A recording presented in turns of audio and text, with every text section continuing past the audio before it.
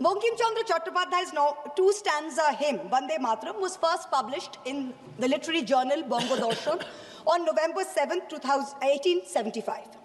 At that time, there were no patriotic societies or nationalistic organizations to speak of in India, except for the Indian League in Calcutta, which was founded by some patriotic Bengalis, Shishir Ghosh, Anand Mohan Bose, Surendranath Banerjee, to rally public support against British colonial rule.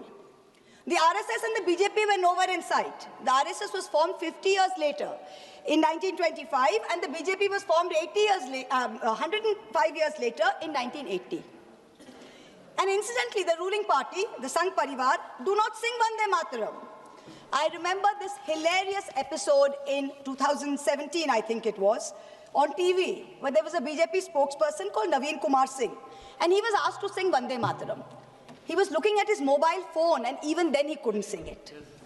Also, in August 2017, I remember a cabinet minister in the UP government, Baldev Singh Aulak, I think his name was, he was unable to correctly sing this song on a TV news show. In January 2019, before the last Lok Sabha election, BJP leaders held a protest where they were going to make Muslims sing the song. They themselves could not sing the song correctly, so the meeting descended into chaos, and the BJP leaders and their followers chanted slogans like, "Is desh mein agar rehna hoga, to Vande Mataram kehna hoga." So frankly, the BJP's commitment to this song is a badly scripted comedy.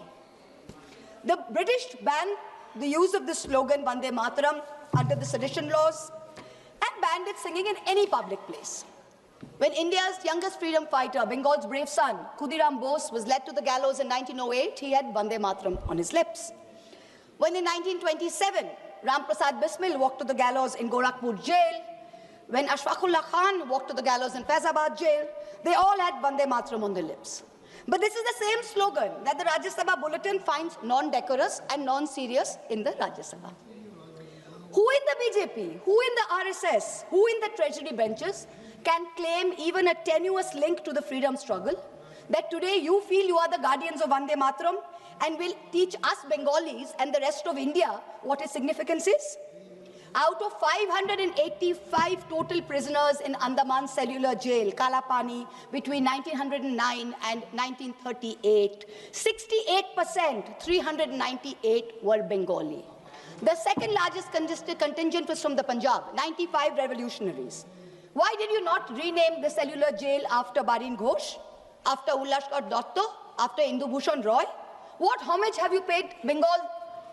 What homage have you played the land of Vande Mataram? Today you're having a discussion on this.